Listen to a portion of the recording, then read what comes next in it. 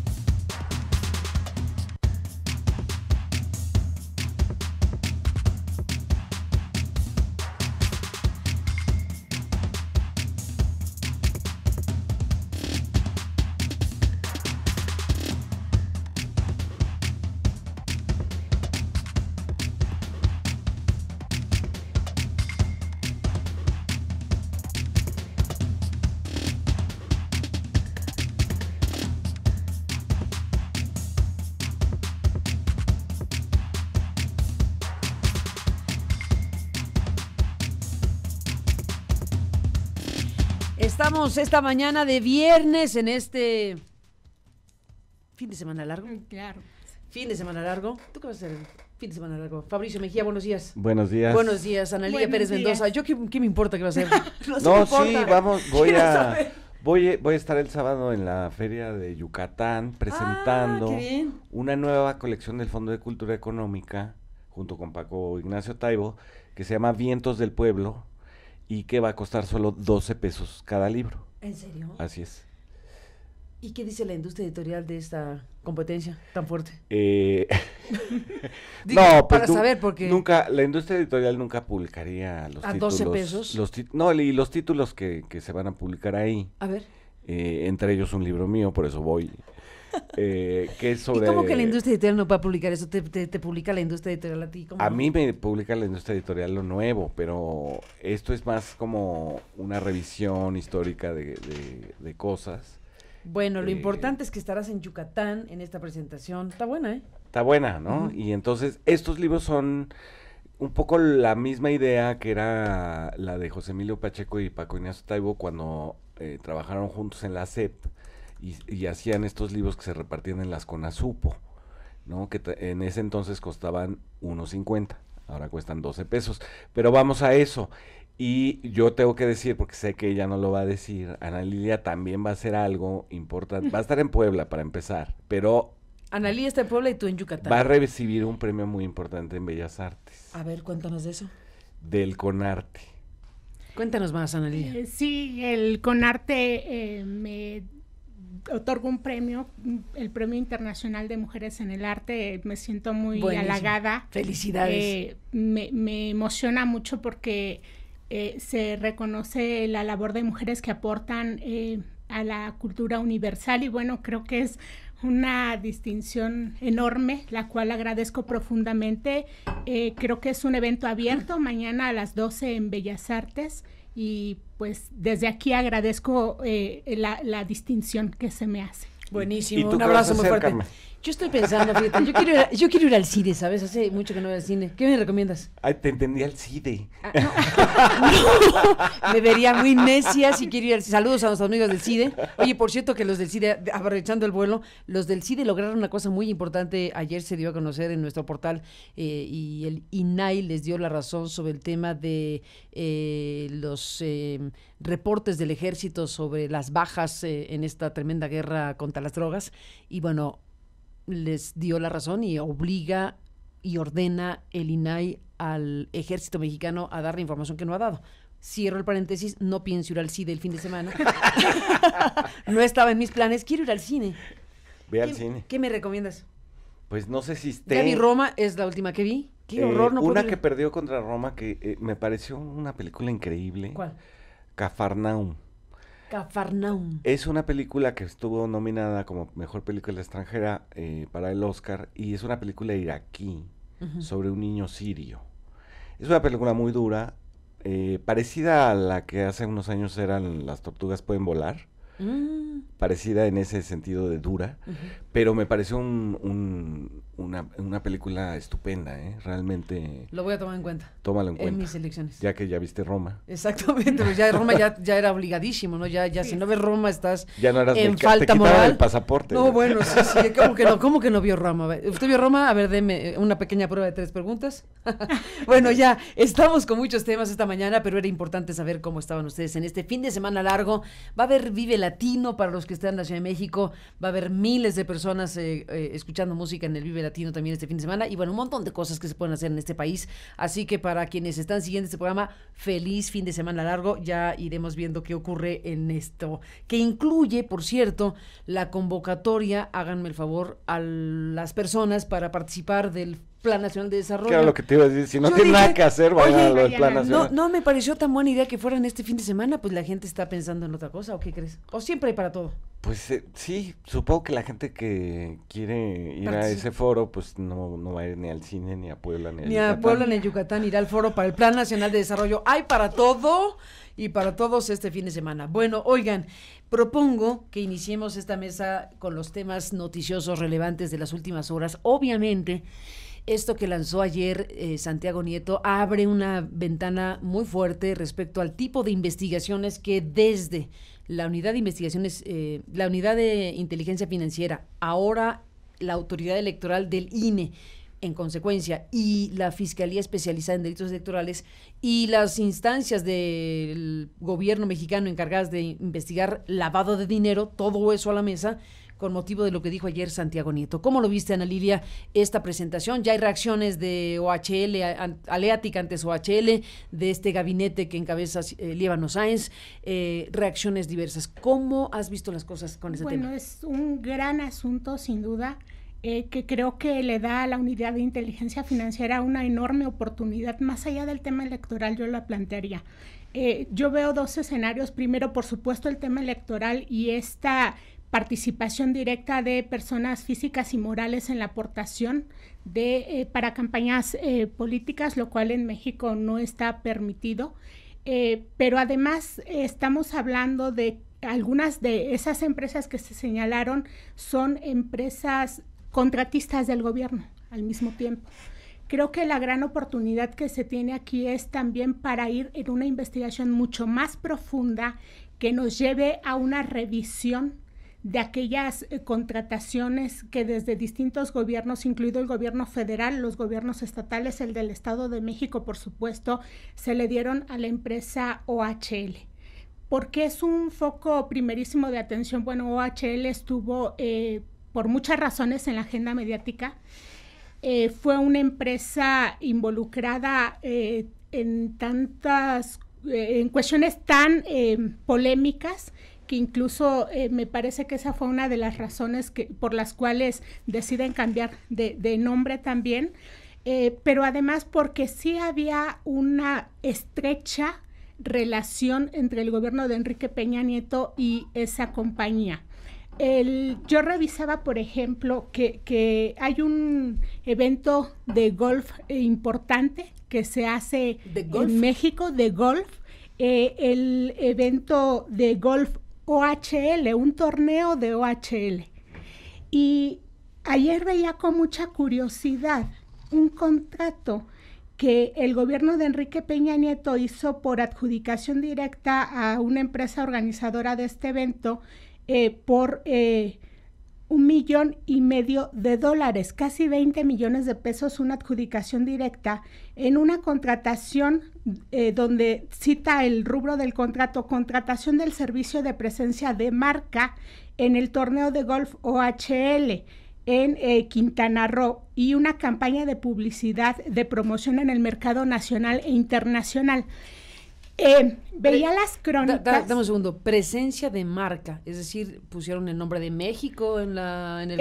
Este contrato lo otorga el Consejo de Promoción Turística de México y veía las crónicas que se hicieron de ese torneo y en una de esas crónicas aparece el señor del Villarmir el representante de OHL, que es también esta persona. La cabeza de España de esta empresa. Y que aparece además en aquellos audios tan polémicos, su nombre aparece involucrado en estas reuniones que tendrían aparentemente con Emilio Lozoya para contrataciones en Pemex. Las grabaciones que se conocieron en México, se escuchaban figuras como Jorge Andrés de Oteiza, que fue y es la cabeza de OHL, ha sido la cabeza de OHL, y de Villarmir es el CEO, digamos, de OHL Internacional. Las voces que se oían acá eran las otras. De Oteiza. El señor de Villarmir vino a este evento de este torneo, Juan Miguel Villarmir, y él hablaba de esta promoción que se hacía en este torneo. Él decía que era una satisfacción impagable, lo dice en estos términos, ver hasta dónde se ha llegado. Decía él: siempre he dicho que estoy contento de ser español y querría igualmente orgulloso de ser mexicano, y hablaba de esta promoción que se hacía de este torneo.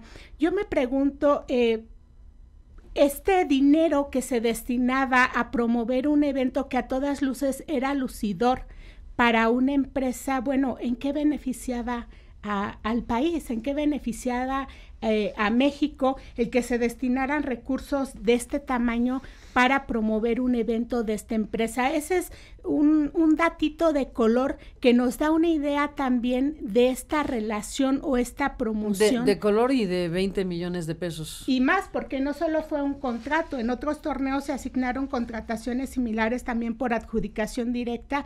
Y vamos, las relaciones de la empresa OHL con el gobierno de Enrique Peña Nieto fueron bastante pues redituables para los corporativos. Hay contrataciones que se hicieron de esta empresa junto con otro conglomerado de compañías para tener contratos muy redituables de petróleos mexicanos, de las refinerías en particular.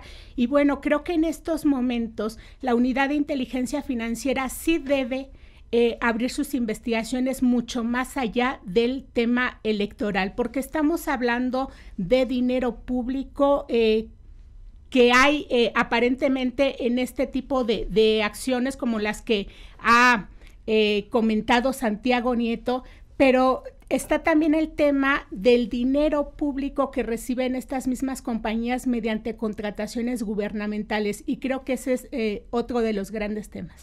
Fabricio Mejía, ¿qué dices de lo de ayer? Sí, bueno, lo que anunció Santiago Nieto ayer tiene que ver, digamos, confirma la versión del libro de Tatiana Cloutier, de Hicimos Historia, y del reportaje de Eje Central, que se llama Operación Berlín, que es en torno, digamos, a el dinero privado, el de Larrea de Grupo México, el de Ramírez de Cinépolis y de Coppel, de los supermercados, para promover una campaña anti Andrés Manuel López Obrador, cuyo, digamos, producto más conocido fue ese programa de televisión que se llamó El Populismo en América Latina, que en realidad no era un programa para que lo viéramos. Pero no fue programa de televisión, fue documental. Es una serie. ¿Dónde salió? En Prime, en Amazon Prime. En Amazon Prime. Y en los camiones. Exacto, es que no, era lo que te iba a decir. En la promoción del tema. Era lo que te iba a decir, o sea, todo el chiste, digamos, era poner a Andrés Manuel, que todavía no era presidente, que era candidato. Claro, con una banda presidencial junto a Chávez, a Perón y a Lula, y el populismo en América Latina. Exacto, pues sí, en los camiones. Y Andrés Manuel en la parte frontal, con la mano arriba, y la banda presidencial con el águila republicana. Exactamente, esa era la intención, era esa, ponerla en los camiones. Nadie esperaba que vieran ese documental. Y te pone todo, digamos, el reportaje, por ejemplo, de Eje Central, que habla en detalle de esta casa en la calle de Berlín, en Coyoacán. Que es a la que se refiere también Tatiana Cloutier en su libro. Que también se refiere a Tatiana Cloutier, que involucra al ingeniero Enrique Krause, al historiador, y a gente muy, muy cercana en su equipo en Letras Libres. me pone a pensar, digamos, hasta qué punto uno confía, digamos, uno confía en los periodistas, como tú, o confía en un médico para que le diga si tienes o no tienes cáncer, o confía en un maestro que sabe y te enseña,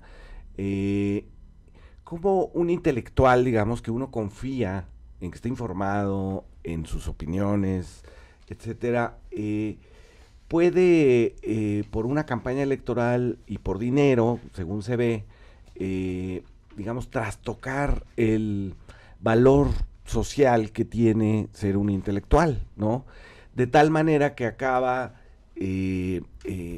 diciendo que hay una intervención de los rusos en la elección mexicana, lo mismo habla de populismo con un candidato que todavía ni siquiera es presidente, es decir, todo hecho para una campaña electoral.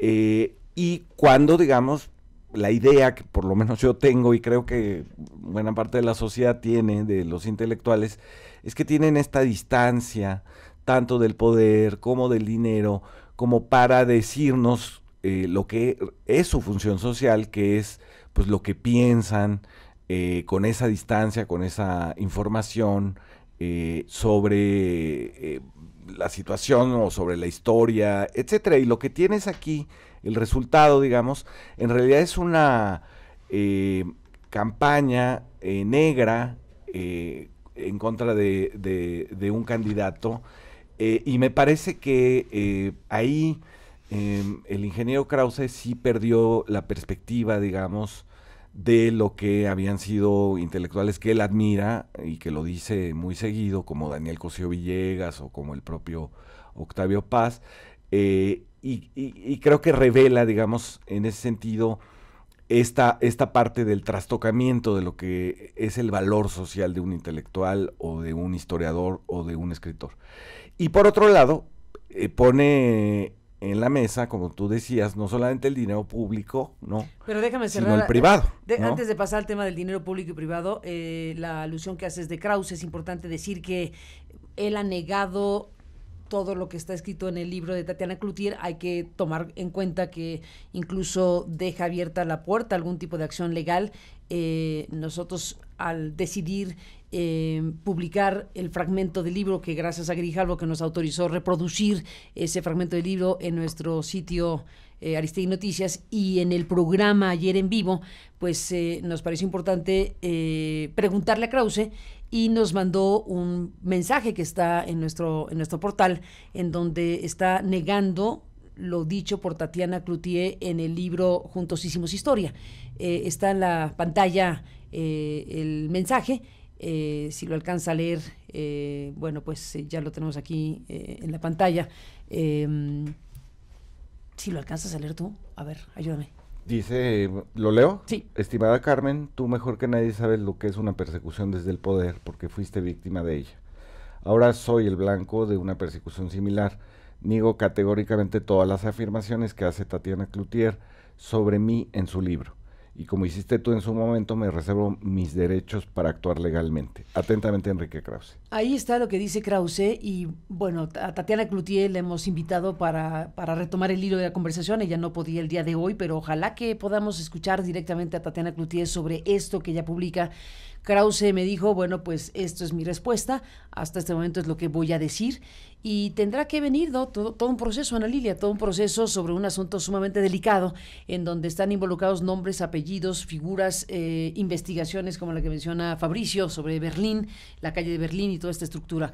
Evidentemente hay un conjunto de cosas que ocurrieron durante el proceso electoral que ahora, en este nuevo contexto, cuando gana López Obrador y cuando vemos investigaciones que se abren como las que anunció ayer Santiago Nieto, todo tiene que salir a la luz, lo que haya ocurrido y lo que no, y ahí vemos reacciones múltiples y las seguiremos viendo. Uh-huh.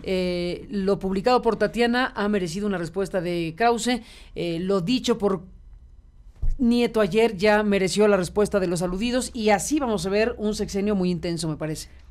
La unidad de inteligencia financiera y la FEPADE deberán hacer investigaciones muy pulcras cuidadosas, precisas, para que esto derive en algo concreto. Que vaya más allá de la anécdota, de los dimes y diretes.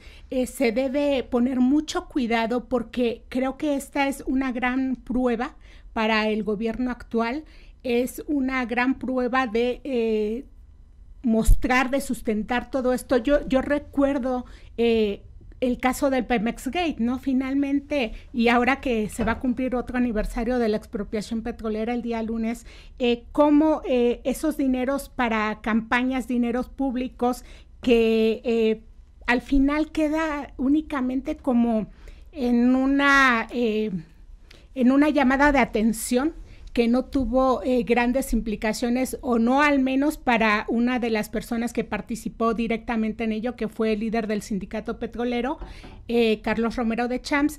En este caso, me parece que se debe ir a las acciones concretas, por supuesto, mediante investigaciones serias, mediante investigaciones pulcras, y que haya mucha transparencia en los procesos, la que permita la ley, por supuesto, en cada etapa. Y aquí hay un punto interesante.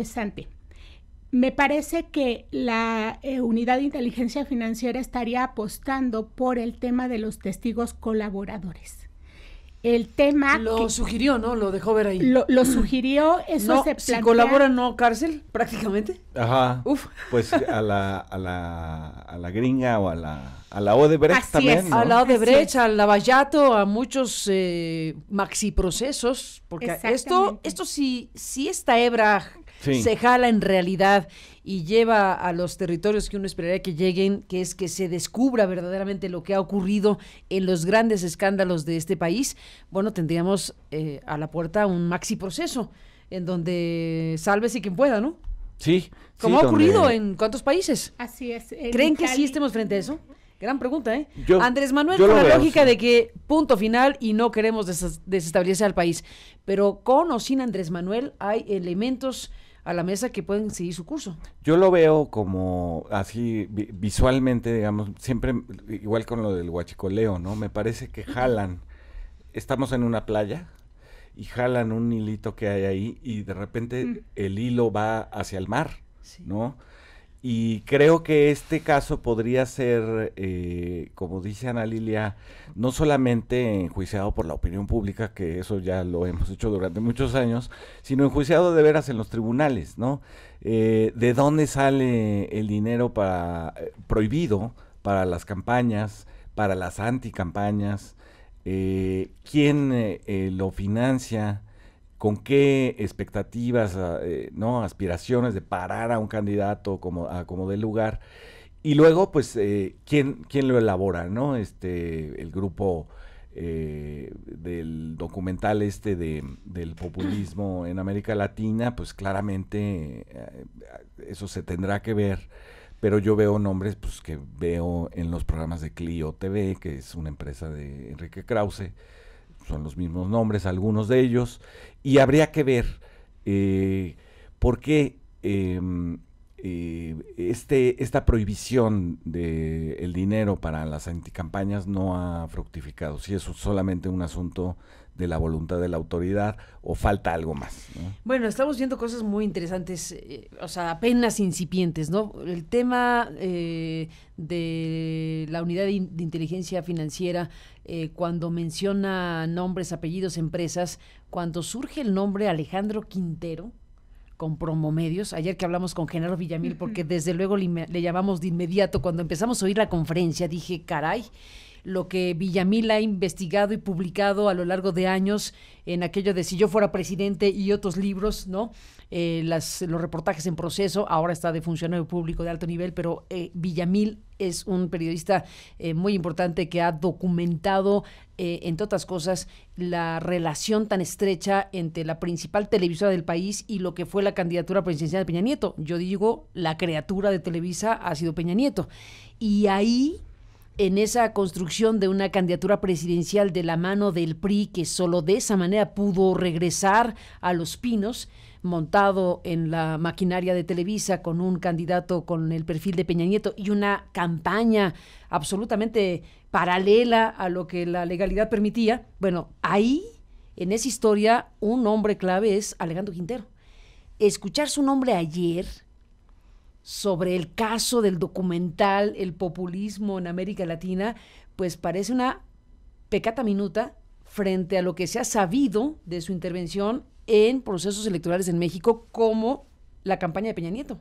Así es. Si esa hebra que tú dices, está buena la imagen, si ese hilo que se jala conduce al mar, ¿de qué tamaño es el mar? ¿De qué tamaño es el mar y cómo le hacemos, verdad? Sí. Ya dentro del mar. No, Alejandro Quintero, bueno, vas a jalar la hebra y te sale Moby Dick. Es que te sale Moby Dick, te sale el Estado de México y te sale la campaña presidencial de Peña, ¿no? Y te sale la relación de todos estos personajes. Hasta allá llegarán las investigaciones, es la gran pregunta, porque cuando decimos maxiprocesos, cuando vemos los fenómenos y procesos judiciales que ha habido en muchos países, desde luego Brasil con Lavallato, pero hay que ver El Salvador, por ejemplo, que hay ahí un conjunto de funcionarios, exfuncionarios, expresidentes, tienen ahí Antonio Saca, el expresidente, con un escándalo mayúsculo, declarando para salvar su pellejo o bajarse la pena, lo que ha ocurrido en Guatemala, lo que ha ocurrido en Perú, lo que ha ocurrido en El Salvador, lo que ha ocurrido en varios países de esta región del mundo, con asuntos que se parecen, que se hermanan con lo que ha ocurrido en nuestro país, en México. Por supuesto, Odebrecht es un caso emblemático y modus operandi de estos convenios empresariales políticos de financiar campañas y luego cobrarte con contratos a modo, etcétera, etcétera, etcétera. Bueno, todo esto lo digo porque el gran tema en México es hasta dónde va a llegar la autoridad cuando nos lanza conferencias como la de ayer, o como la conferencia de Bartlett con el tema energético, o como este asunto de la consulta sí o no de Andrés Manuel López Obrador para saber si se deben abrir o no procesos a los expresidentes del país. Bueno, hay aquí una cosa que no acaba de aterrizar sobre si sí o si no se van a conducir investigaciones firmes, fuertes, definitivas, que logren disipar en alguna medida la gran impunidad y colusión que ha habido en México de un montón de temas. Esa es la pregunta principal de la 4T, Fabricio Mejía. Exactamente, o sea, el Tribunal de la Opinión Pública se abrió hace prácticamente 20 años, con toda fuerza, digamos, pero es catártico para la sociedad, pero no hay una contraparte de la justicia formal, sí, es no. decir, procesos, sentencias, encarcelados, retribución de lo que se robó, etcétera, ¿no? Y restitución a la sociedad, que es un tema, que es un tema. Cuando se incauta algo, pues ahí luego lo vende el SAE, unas cosas ahí de chatarra, etcétera, pero ¿qué pasa con esos bienes, los que se incautan o los que se deberían incautar? Son bienes públicos. Deben regresarse a la sociedad. Que no hay claridad realmente en lo que se hace, y vemos el caso de Estados Unidos, y ahora que parece que se quiere impulsar eso de los testigos colaboradores, también sería muy bueno que se impulsaran ese tipo de medidas que allá se hacen de incautar los bienes para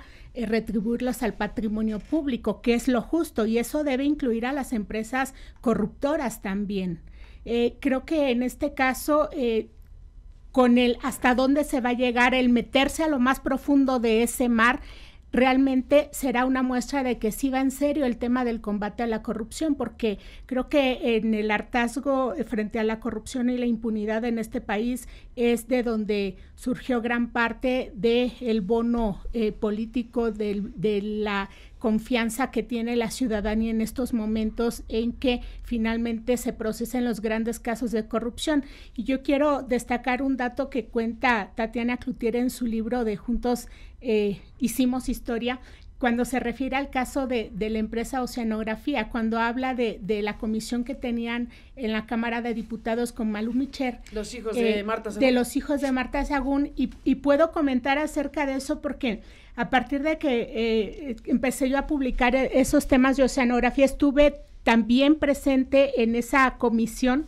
y me consta que había esas cascadas de información de las cuales ella habla.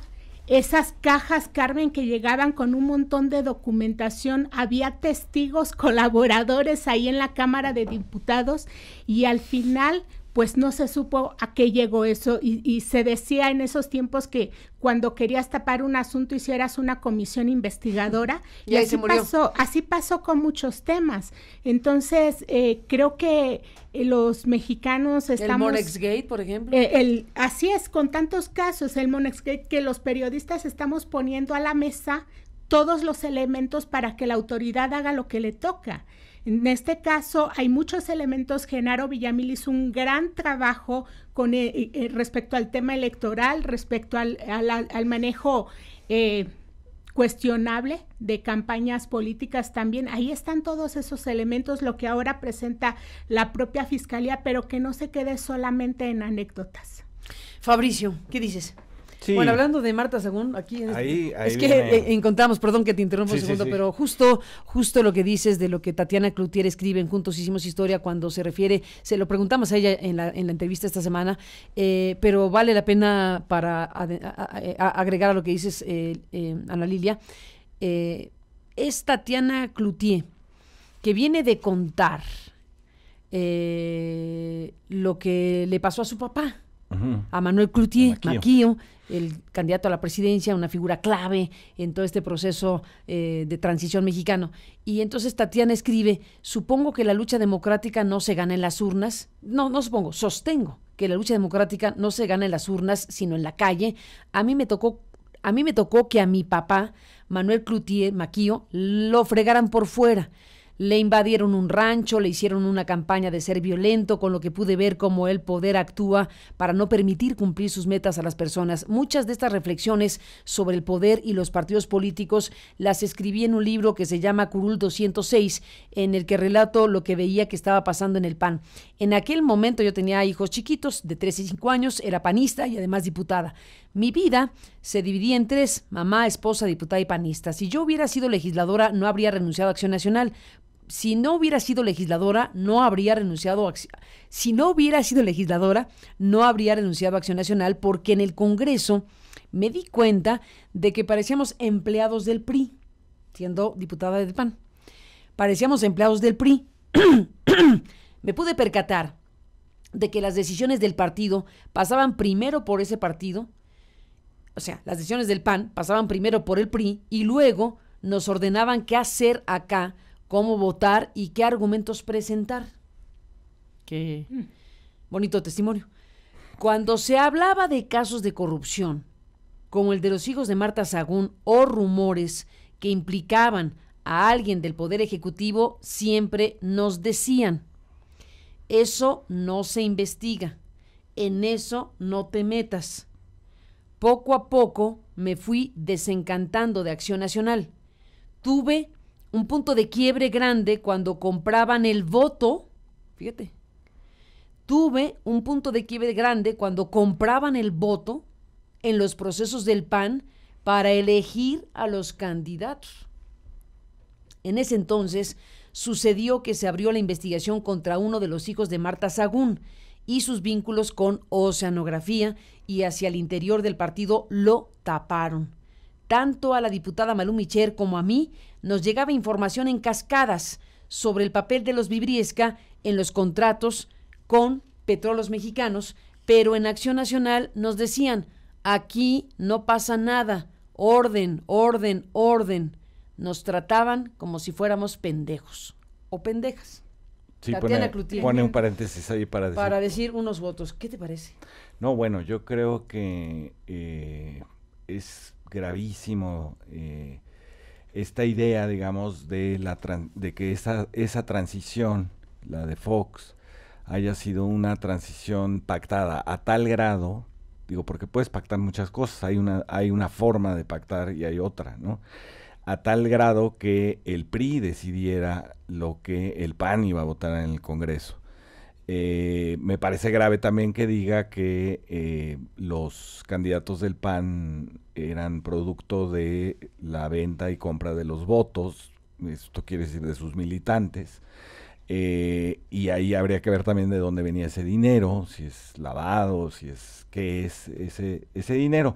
Pero en general, digamos, lo que se está jugando en este momento es una transición que no sea esa, la pactada, sino que sea una transición o pactada para construir democracia real. Para construir instituciones reales, o sea, para construir leyes reales. La figura de pacto per se puede ser bueno o malo, según se le dé contenido. Pues sí, tiene varias modalidades. En este caso, lo que dice Tatiana Cloutier, pues es un pacto, más bien es una sumisión a cambio de la presidencia de un partido entero, que es Acción Nacional, a la estructura del partido de Estado, que era el PRI. Y yo creo que lo que se juega en esta cuarta transformación es precisamente que esa transición sea real, que sea una transición que refunde, como se ha dicho en la retórica, la república y las instituciones democráticas. Hasta ahorita vamos en la denuncia que se hace en las mañaneras de parte del Ejecutivo, con todo lo que esto implica, pero necesitamos ver ya las investigaciones, ¿no? El resultado concreto de esas investigaciones. Y aquí otro punto que quisiera plantear es qué se hará más allá con el caso de las compañías involucradas en estos asuntos. Y lo planteo porque, tomando como referencia el caso Brasil con Lava-Jato, la autoridad brasileña ya está más allá de que se reconoce públicamente, tanto en Estados Unidos como en Brasil, estas acciones corruptoras. Se negocian en algunos casos las penas, se hacen todas las investigaciones, se enjuicia a quienes se tiene que enjuiciar, pero además se habla de acuerdos que habrían hecho los propios gobiernos con las compañías involucradas en estos casos. Y aquí en México hasta ahora parece que estuviéramos aislados de esos temas, cuando hemos visto que en el caso de Odebrecht fue una de las compañías, o en México ha tenido uno de sus negocios principalísimos, y que bueno, todavía es un pendiente para este gobierno. Ya lo hemos planteado aquí el caso de Etileno 21.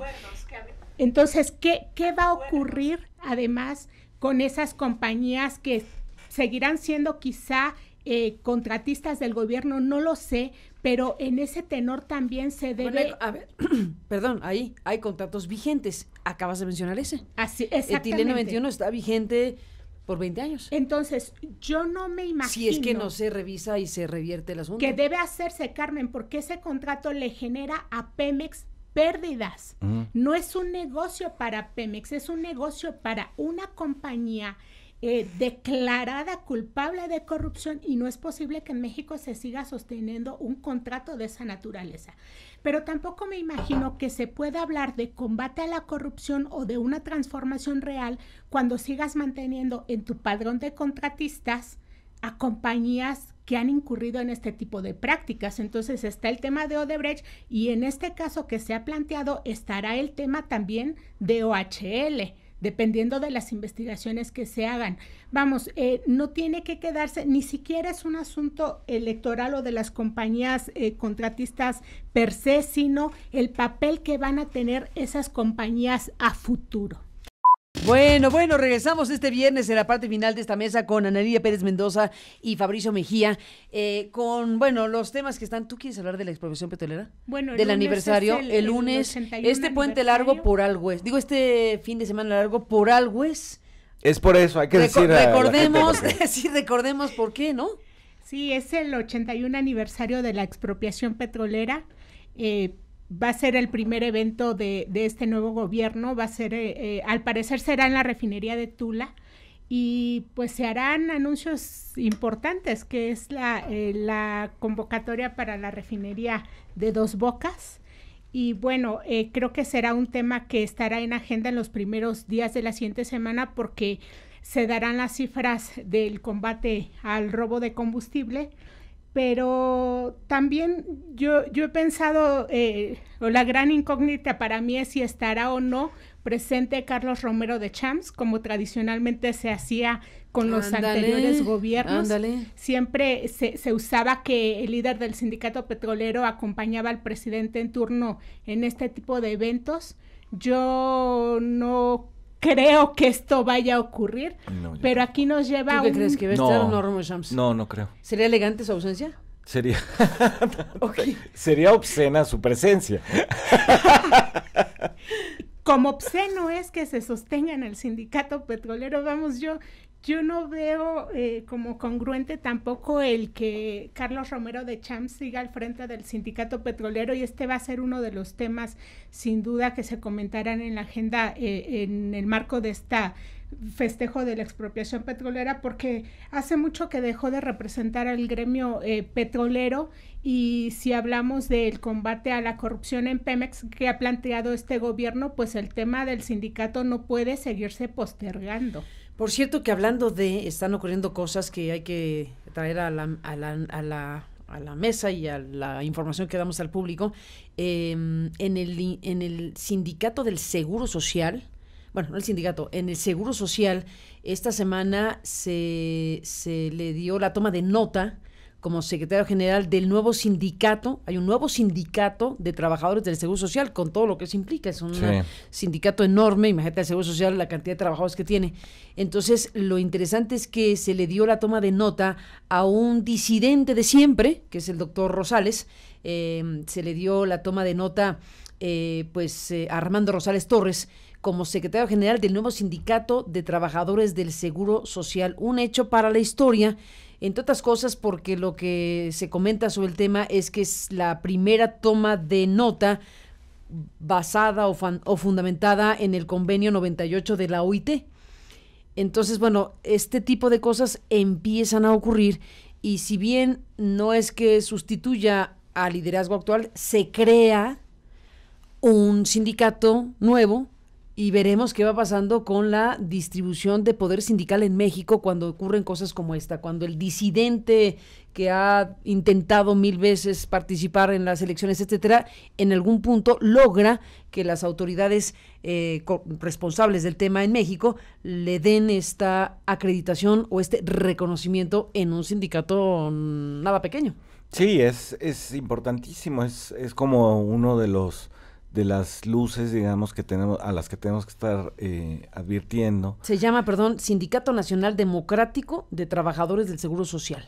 Eso es nuevo. Eso es fundamental estar atentos a ese tipo de signos, porque la construcción del partido de Estado en México, del partido único, se dio desde la presidencia de Cárdenas y para abarcar a los sindicatos. Ese era el tipo de apoyo que tenía en un principio el partido único. Después se amplió a sus centrales populares, y hasta en el alemanismo tuvo un sector empresarial. Bueno, hablando de Lázaro Cárdenas, es el padre del corporativismo. Es el padre del corporativismo. Para decirlo claro, ¿no? Además de la expropiación que recordaremos el lunes, es también el padre del corporativismo. Y hay que decir que se medio plagió la estructura de los partidos fascistas en Italia y en Oye, en qué Alemania. declaración tan fuerte a un héroe de la patria. ¿Cómo dices eso? Oh, pues hay que decirlo, bueno, no son perfectos. ¿Pero por qué dices eso? Bueno, y hay que estar atentos a la libertad sindical ahora, ¿no? A la existencia por supuesto, no de centrales obreras y no de sindicatos únicos, sino que haya libertad sindical, es decir, que se organicen como puedan ponerse de acuerdo. Y este sindicato del IMSS me parece que es una buena noticia, en el sentido de que los trabajadores luchen por lo que luchan en todo el mundo, que es menos horas de trabajo, salarios justos, prestaciones, y que no que estén ligados, como han estado ligados durante 90 años, a las burocracias sindicales que pagan favores a los funcionarios públicos.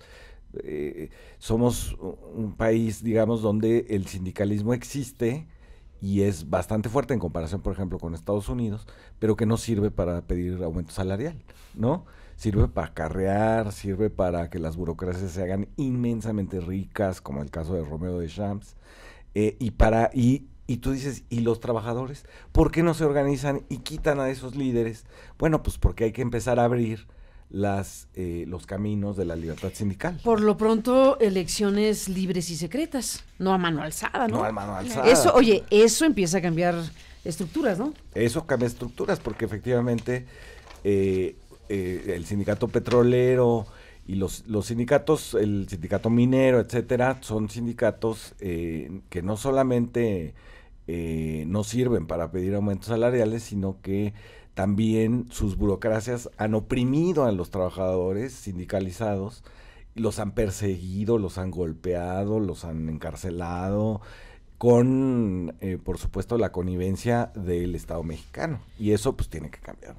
Bueno, pues así están las cosas. Fabricio, Ana Lilia, pues con esto nos estamos despidiendo. Por cierto que nos corrigen la plana, que la festividad por la cual es fin de semana largo es por el natalicio de Benito Juárez, 21 de marzo. Y nosotros dijimos que por el 18 de marzo. Está tan junto uno del Pues otro. es que están juntos. Sí, sí. Y tan importante una cosa de la otra, que la otra, ¿no? Ahora sí que citando a... Oye, puede ser Benito Juárez, Lázaro Cárdenas, hasta la primavera, si quieres. Sí, por lo que sea. No, pero lo que te iba a decir... No, bueno, hecha la aclaración, muchas gracias. Se cumplen 213 años de la primavera. Del natalicio de Benito Juárez. Y muchos más de la primavera. Muchísimos más de la... Incontables. Incontables, incuantificable la primavera. Así es. Bueno, Fabricio, buena visita a Mérida, Yucatán. Un abrazo a Yucatán y a todos los que te van a ver allá con Paco Ignacio Taibo en esta feria de libro. ¿En dónde va a ser? Es en el marco de la FILEI, de la Feria Internacional del Libro de Yucatán. No sé exactamente cuál es la sede.